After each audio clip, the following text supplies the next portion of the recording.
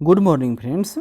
आज हम लोग देखेंगे अभी उत्तर गुप्त काल के बाद में, यानी कि जब गुप्तों का पतन हो जाता है उसके बाद एकमात्र जो अगर कहा जाए कि प्रमुख राजा तो कौन थे, तो हर्षवर्धन, और उसका छोटे छोटे राज्यों का ही काल रहा और अंततः मुस्लिम आक्रमणकारी ही भारत पर चले आते हैं। तो देखते हैं थानेश्वर में वर्धन वंश यानी पुष्प विभूति वंश की स्थापना किसने की, तो ये पुष्प विभूति वर्धन इनका नाम ही था।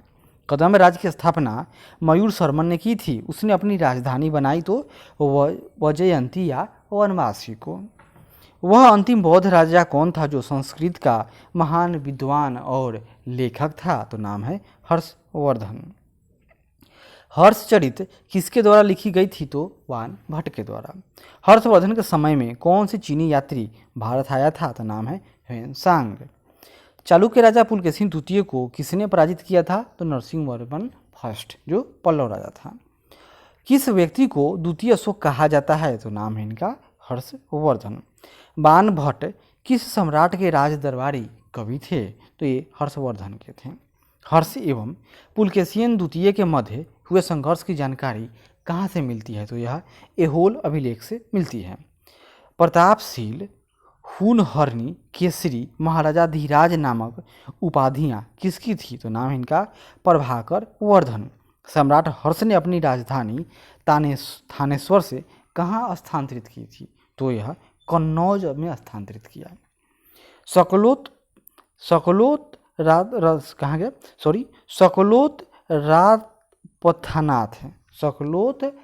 राथपथनाथ किसे कहा गया है, तो इनका नाम है हर्षवर्धन। ह्वेनसांग ने किसे शिलादित्य कहा है, तो उसने हर्षवर्धन को शिलादित्य कहा है। आगे बढ़ते हैं। गुप्त वंश के ह्रास के बाद उत्तर भारत में बड़े भाग का पुनर्गठन किसने किया, तो हर्षवर्धन ने किया। बंगाल का कौन सा शासक हर्ष का समकालीन था, नाम है इसका शशांक। चालुक्य शासक पुलकेशिन द्वितीय ने किस नदी के किनारे हर्षवर्धन को परास्त किया था, तो हर्षवर्धन के नर्मदा चढ़ाई को विफल कर दिया। हर्ष के शासनकाल में उत्तर भारत का सबसे महत्वपूर्ण शहर कौन था, तो नाम है कन्नौज। हर्ष की जीवनी किसने लिखी, तो बाण भट्ट ने। हर्षवर्धन अपनी धार्मिक सभा कहाँ किया करता था, तो यह प्रयाग में करता था। वर्धन वंश की राजधानी थानेश्वर किस प्रदेश में स्थित है, तो वह हरियाणा में है। हर्षवर्धन की बहन राजश्री का विवाह किसके साथ हुआ था, तो मौखरी नरेश ग्रह वर्मा के साथ है। हर्षवर्धन के अग्रज राज्यवर्धन II की हत्या किसने की, तो गौर नरेश शशांक ने। हर्षवर्धन ने 606 ईस्वी में हर्ष संवत की स्थापना किस उपलक्ष्य में की थी, तो उसने अपने राज्यारोहण के उपलक्ष्य में। कौन वर्धन वंश की राजधानी थानेश्वर से कन्नौज ले गया, तो हर्षवर्धन। कन्नौज किस प्रदेश में स्थित है, तो यह उत्तर प्रदेश में है। ह्वेनसांग की भारत में यात्रा के समय सूती कपड़ों के उत्पादन के लिए सबसे प्रसिद्ध नगर था, तो वह मथुरा था। कवि बाण भट्ट निवासी था कहाँ का, तो थानेश्वर के। नागानंद का रचनाकार कौन था, तो हर्षवर्धन थे। सम्राट हर्षवर्धन ने 2 महान धार्मिक सम्मेलनों का आयोजित किया, कहाँ कहाँ, कन्नौज व प्रयाग में। नागानंद रत्नावली एवं प्रियदर्शिका नाटकों के नाटककार थे, तो हर्षवर्धन। गुर्जरों को किस शासक ने पराजित किया, तो नाम है उनका हर्षवर्धन ने किया था।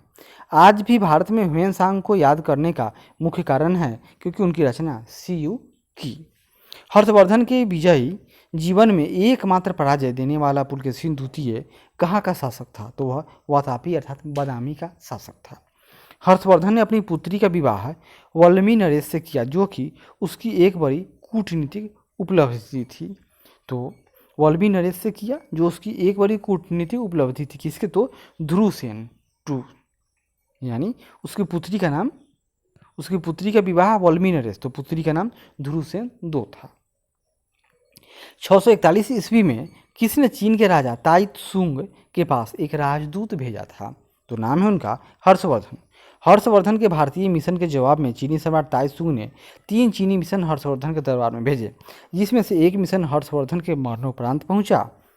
अंतिम मिशन में शामिल उस चीनी राजदूत का क्या नाम था जिसने हर्ष की मृत्यु के तुरंत बाद घटनाक्रम घटित हुआ उसका विस्तार वर्णन किया, तो उसका नाम था हुआंग वेन त्से। आगे बढ़ते हैं। किस चीनी यात्री को वर्तमान शाक्य मुनि एवं यात्रियों में राजकुमार कहा गया है? तो नाम है ह्वेनसांग। ह्वेनसांग भारत में कितने वर्ष रहा? लगभग 15 वर्ष। ह्वेनसांग के समानार्थ एवं महायान धर्म के प्रचारार्थ हर्षवर्धन ने कहाँ महासभा का आयोजन 643 ईस्वी में करवाया था? तो जगह का नाम है कन्नौज। कुंभ मेला को आरंभ करने का श्रेय किसको जाता है? हर्षवर्धन को। नर्मदा नदी पर सम्राट हर्ष के दक्षिणावर्ती अग्रगमन को किसने रोका? तो पुलकेशिन द्वितीय ने। किसने नालंदा विश्वविद्यालय को 100 ग्रामों की आय दान स्वरूप दिए थे? तो हर्षवर्धन। अग्रहार का अर्थ था ब्राह्मणों को दिए जाने वाला कर मुक्त अनुदान। घंटी यंत्र या तुला यंत्र का प्रयोग हुआ था तो खेत की सिंचाई के लिए। दक्षिण भारत के संदर्भ में एरीपत्ती का अर्थ था जलाशयों की भूमि। हर्ष के काल में भू राजस्व की सीमा 1/6 से 1/10 थी और मौखरी शासकों की राजधानी थी तो कन्नौज। आगे बढ़ते हैं। अब हम लोग कुछ एक्स्ट्रा में देख लेते हैं कि जो हम लोग को प्राचीन मध्य काल में छूट गया होगा। जैसे किस विदेशी यात्रा ने भारत का दौरा सबसे पहले किया? तो मेगास्थनीज। शून्य की खोज किसने की? आर्यभट्ट। महापाषाण संस्कृति 1500 से ईसा पूर्व से 1000 ईसा पूर्व जो हमें दक्षिण भारत के उस ऐतिहासिक युग से परिचित कराती है जब महापाषाण काल में उपयोग में लाए जाते थे। वो क्या उदाहरण है? उसमें महापाषाण यानी बड़े बड़े पत्थरों का कब्र मिलता है। किस पूरा पुस्तक का 15 भारतीय व 40 विदेशी भाषाओं में अनुवाद किया जा चुका है? तो नाम है पंचतंत्र। न्यूमिस्मेटिक्स क्या है? तो यह सिक्कों व धातुओं का अध्ययन कहला। हितोपदेश के लेखक नारायण पंडित को माना गया है। नाट्यशास्त्र की रचना किसने की? तो भरत मुनि ने। विक्रम संवत आरंभ हुआ तो 58 ईसा पूर्व में। अंकोर वाट कहाँ स्थित है? तो कंबोडिया में स्थित है। पुरापाषाण काल में आदि मानव के मनोरंजन के साधन थे तो शिकार। किसकी चालकोलिथिक एज कहा जाता है? सॉरी, किसको यानी कि किस काल को चालकोलिथिक एज कहा जाता है? तो यह है ताम्र युग को। और स्वप्नवास दत्ता के लेखक हैं तो उनका नाम था भास। नालंदा विश्वविद्यालय किस लिए विश्व प्रसिद्ध था? तो यह बौद्ध दर्शन के लिए। उस स्रोत का नाम बताइए जो प्राचीन भारत के व्यापारिक मार्गों पर मौन है। यानी मिलिंद पन्हो, इसमें तो केवल वर्णन ही है, इसका तो मीनांडर का क्वेश्चन है और नागसेन का आंसर है बस। आधुनिक मानव के हाल का पूर्वज तो उसको कहा गया क्रो-मैग्नन मनुष्य। ईसा की आरंभिक सदियों में भारत तथा रोम के बीच घनिष्ठ व्यापारिक संबंधों की सूचना किस पुरास्थल की खुदाई से प्राप्त होती है? तो उस जगह का नाम है अरिकमेडु। आधुनिक देवनागरी लिपि का प्राचीनतम रूप है ब्राह्मणी लिपि। और मानव द्वारा सर्वप्रथम प्रयुक्त अनाज था गेहूं व जौ। काव्य शैली का प्राचीनतम नमूना किसके अभिलेख में मिलता है? तो नाम है रुद्र दामन के अभिलेख जो जूनागढ़ का है।